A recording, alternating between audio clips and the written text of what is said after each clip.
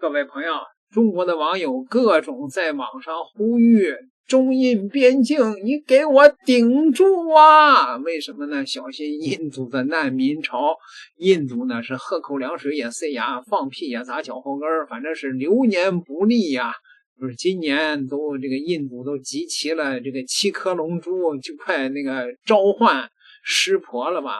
神龙他是召唤不来，反正是恒河里边的湿婆应该是能召唤来的吧？那叫湿婆吧？反正我就这意思吧，反正这意思啊。印度呢今年呢特高温，整个的跟蒸笼一样，5、60度，而且印度呢基本上电力设施很差，没电啊。这个印度的老百姓那个空调基本上那是属于富人的专享，对吧？那印度的老百姓可倒了霉了，而且还赶上干旱。高温加上干旱，而且呢，这个印度总理莫迪放话啊，说水我们自己的还不够用呢，就是要断绝给巴基斯坦的每一滴水。巴基斯坦立刻就跳出来了啊！巴基斯坦的那个国防部长说了，你要是敢跟我断水的话，我跟你玩命，包括使用核武器。你说这个印度现在这个国内啊，可以说是内忧外患，而且呢，这中东一打仗，印度主要是在中东买的那个石油天然气全过不来，而且美国4天3次把那个印度的那个货轮啊都给打坏了啊，把那个印度的船员啊都给弄死好几个，是吧？所以印度现在呀就像一口高压锅呀，要炸了呀，朋友们！中国的网友为什么担心呢？就在前2天，印度那个被看作是面子工程的金融重镇古尔冈说停就停了，不是因为什么恐怖袭击，也不是黑客攻击，纯粹是因为天太热，一台变压器扛不住，砰的一声自燃了。这一烧不要紧，连锁反应导致7个变电站跟着跳闸，整座城市瞬间陷入黑暗。你想啊，大夏天的突然没电，那感觉跟被扔进蒸笼里没什么两样。这还不是最惨的，这其实是印度整个国家电力系统濒临崩溃的一个缩影。现在的印度正经历着前所未有的电荒。据报道，印度全国的用电需求像坐了火箭一样往上窜，直接冲破了270几瓦的大关，连续几天刷新历史记录。这电一时半会儿供不上，缺口一大，电网就得掉链子。于是乎，你就看到了这样一幅魔幻的画面：一边是室外逼近50度的高温，另一边是家里漆黑一片，电扇停转，空调成了摆设。尤其是到了晚上，太阳能发不了电，火电厂又跟不上，这断电就成了家常便饭。老百姓在社交媒体上骂声一片，可骂归骂，电还是那个德行，说断就断。咱们坐在这儿吹着空调喝茶，可能很难想象印度底层民众现在是怎么熬过来的。咱们觉得38度就热的受不了了，人家那边现在是实打实的47度、48度。在北方邦的一些地方，地表温度能把鞋底烫化。更吓人的是晚上气温根本降不下来，最低还在35度左右徘徊。这是啥概念？就是你一晚上睡觉，身体就像个火炉，散热都散不出去，只能干熬。印度是个贫富差距极大的国家，对于富人阶层或者像美国国务卿卢比奥这样的外国政要，顶多就是抱怨2句太热了受不了，回去钻进5星级酒店或者特制的防暑车里，日子照样过。可对于那些住铁皮屋贫民窟的穷苦老百姓来说，这种天气是要命的。要知道，印度这个国家空调普及率低得可怜，大概也就1成的人能用上空调，剩下那90%的人靠啥降温？靠扇子，靠一块湿毛巾，甚至靠那破旧不堪的电扇吹出来的热风。别说老百姓了，最近去印度访问的美国国务卿卢比奥也被印度的高温给上了一课。卢比奥这人来自美国佛罗里达州的迈阿密，那是出了名的湿热，按理说应该也是见过大世面扛造的人。结果到了新德里，他直接破防了。在一个公开活动上，他汗流浃背，一边擦汗一边看表，实在忍不住了，对着台下的观众调侃说：“这太热了，我来自迈阿密，但这里的热完全是另一回事。咱们长话短说，你看看，连大国高官都扛不住，可见这热度有多不讲武德。现在的印度简直就是个大火炉。有气象数据统计，全球最热的前100个城市里，印度一家就占了98个。这种高温不仅让人难受，连基础设施都开始罢工。前面说的变压器爆炸是一个，还有马路被晒化、铁轨变形这些事儿，在现在的印度都不算新闻了。很多人就要问了，每年夏天都热，为啥今年印度这么夸张？这事儿啊，是天灾叠加人祸。先说老天爷这块儿，印度的地理位置其实挺吃亏的，北边喜马拉雅山脉挡住了冷空气，南边又是热带海洋，中间这块大平原热量散不出去，越积越多，这就形成了一个天然的大蒸笼。每年3、4月份，那个季风还没来，晴天多，雨水少，太阳天天直射，地皮都被烤焦了。但这只是基础操作，今年之所以这么离谱，是因为碰上了厄尔尼诺。这个气候现象一出来，全球气候都乱套了，对印度的影响就是云层更少了，雨更难下了。本来指望季风能来解解渴，结果气象部门预测今年的季风可能还得迟到，这就导致了一个死循环。天越热，大家越开空调，空调开得越多，电厂烧煤烧得越猛，烧得越猛，温室气体排放越多，天气也就更热。再加上全球变暖这个大背景，印度的气温简直就是坐着火箭往上窜。有些科学家甚至发出了警告，说如果这么搞下去，再过几十年，印度有些地方可能真的就不适合人类居住了。这不是危言耸听，是眼看着就要发生的现实。这天气一热，事儿就全来了。咱们光说热，可能觉得忍忍就过去了，但对于印度政府来说，这不仅仅是热不热的问题，是钱的问题，是社会稳不稳定的问题。你想想，电不够用，电厂就得拼命烧煤，这煤价一涨，发电成本就上去了。为了平抑电价，政府就得补贴财政，这印度本来财政就不宽裕，这一补贴，别的地方就得抠搜。再看看农业，印度是个农业大国，可现在地里全是干裂的土缝，庄稼被晒死，灌溉的水驱干了，农民咋办？今年这小麦、西红柿减产已经是板上钉钉的事了。农业一欠收，粮食价格就得涨，这一涨通胀就来了。本来老百姓日子就紧巴，现在连饭都快吃不起了，这心里能没火吗？更别说这高温还影响工作效率，你大热天的让工人在工地搬砖，那不叫干活，那叫玩命。工作效率一下降，整个经济增速都得被拖累。有机构预测，这高温搞不好能让印度的 GDP 少涨2个百分点，这就形成了一个危机闭环。外部能源价格波动，内部电力短缺，再加上老天爷不给面子，通胀高企，民生怨气大，这所有的压力最后都得压在莫迪政府身上。那莫迪政府就坐以待毙吗？那倒也不是，他们也在想办法，但这办法嘛，看着确实有点头痛医头，脚痛医脚。比如各地政府开始发防暑指南，告诉大家中午别出门，多喝水。有的地方甚至直接让学校放假，让公务员缩短工作时间。这听着是那么回事，可对于那些在这个点必须出门讨饭吃的底层劳工来说，这指南有啥用？不出门就没钱，没钱就得饿死，两害相权取其轻，他们只能硬个头皮上。电力部门也是急得团团转。有些地方实在没办法，供电局的员工竟然拿着水桶给滚烫的变压器浇水降温。21世纪了，还得靠人工浇水来维持电网运转，这基础设施的短板也太明显了。莫迪之前还喊话，让老百姓少用点电，多坐地铁，甚至说少吃油就是爱国。这话一出，反对党立马就炸了，说你政府没本事搞好供应，反而让老百姓勒紧裤腰带，这是哪门子的道理？说到底，这事儿考验的是一个国家的底子。印度这些年经济增速快，高楼大厦盖了不少，可埋在地底下的电缆，铺在偏远地区的供水管道，这些看不见的里子才是关键时刻能救命的东西。现在印度面临的这波热浪，说白了就是大自然给人类的一记耳光，尤其是给这种基础设施还在补课的发展中国家上了一课。对于莫迪来说，这个夏天注定不好过。如果电力问题解决不了，如果粮食价格压不下去，如果因为高温死的人越来越多，那民众积攒的怨气迟早得找个出口爆发出来。印度的情况已经很不乐观了，你再看看这个，中国网友就更吓着了。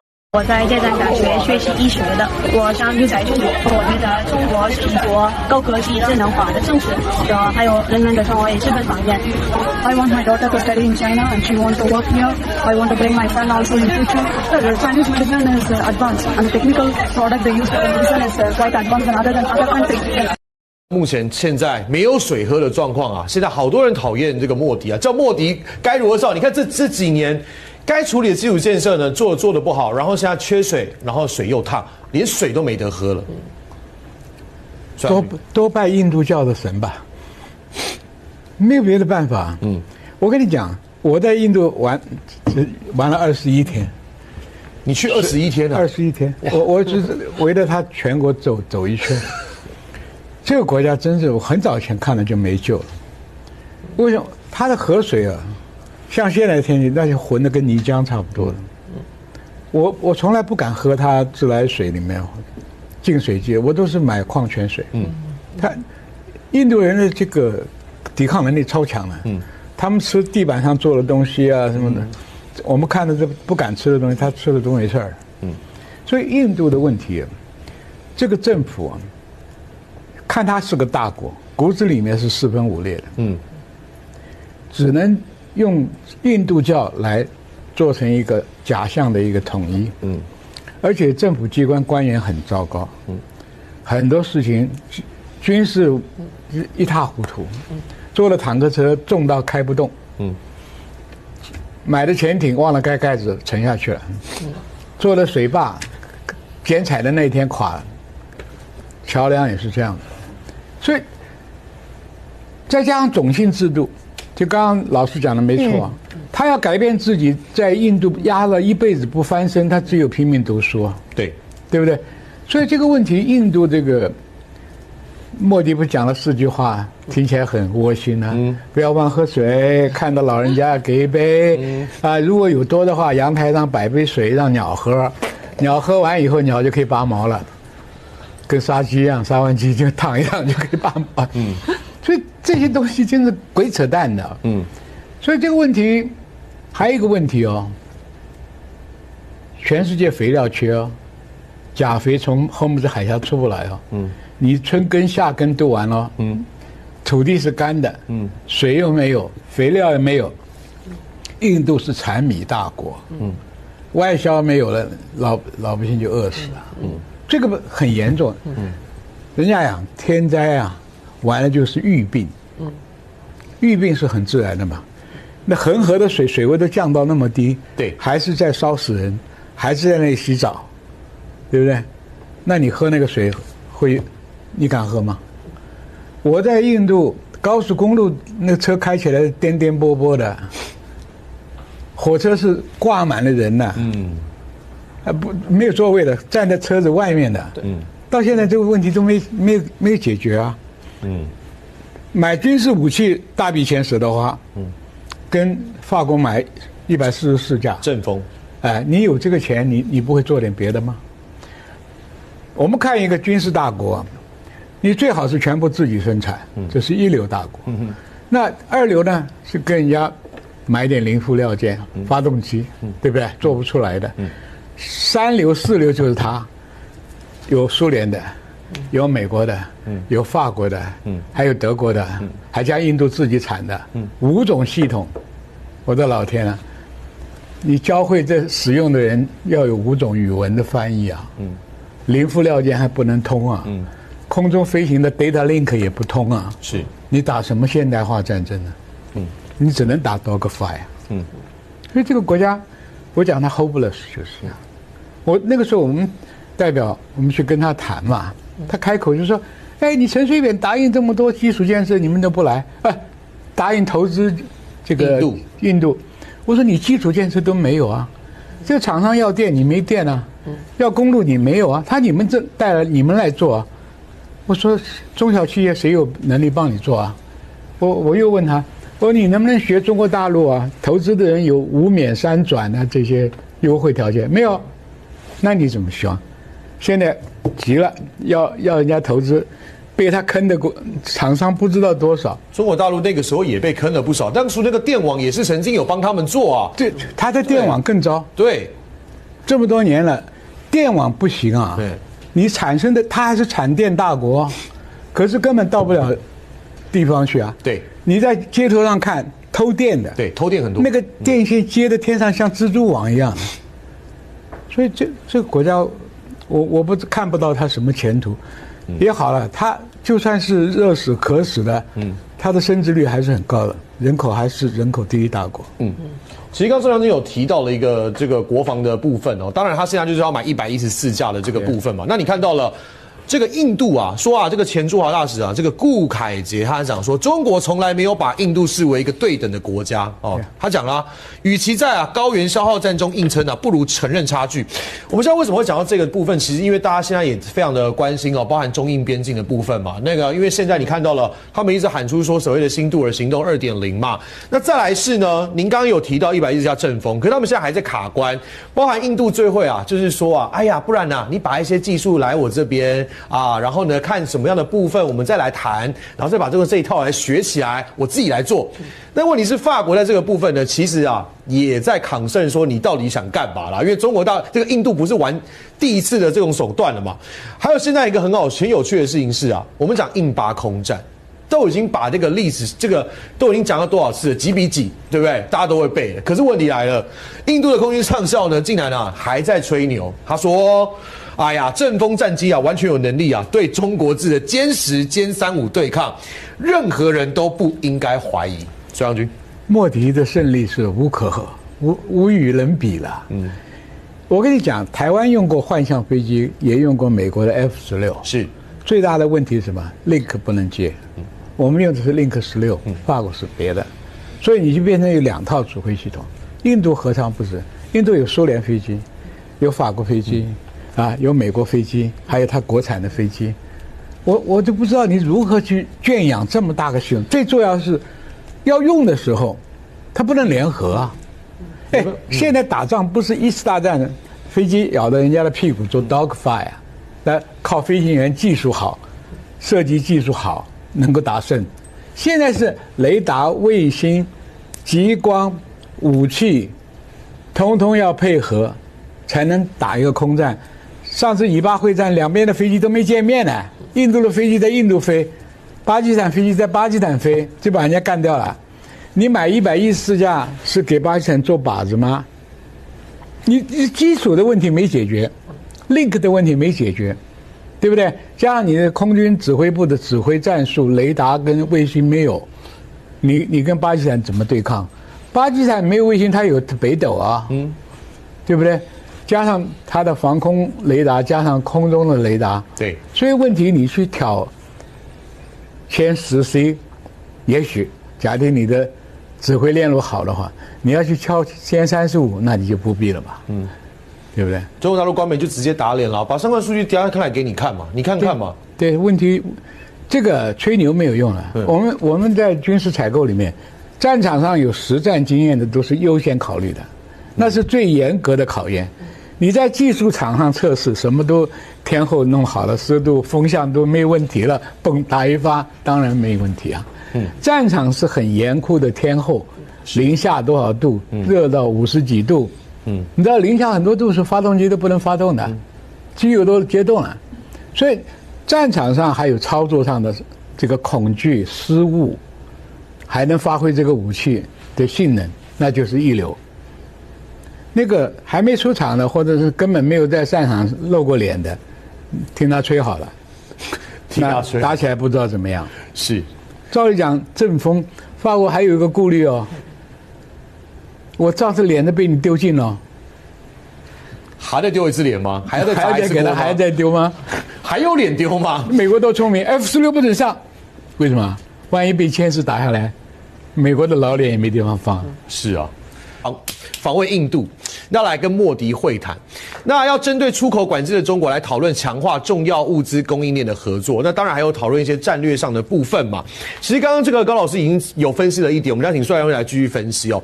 那现在有日本学者，还有曾在媒体担任驻华特派的一个叫丰村健司的哦，他们还走访了印度军方高层啊，试探所谓的日本跟印度啊这个联合制衡方案。制衡谁？中国说制衡重要，他说日本可以出钱啊，出技术啊，来依托印度啊。这个搭建陆域第2战线哦，来建构一个3面合围中国的一个地缘格局。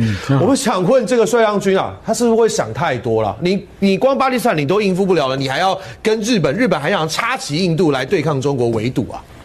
所以这些东西讲天方夜谭。对，印度的自顾不暇。印度你知道，印度周边没有一个国家跟他好的。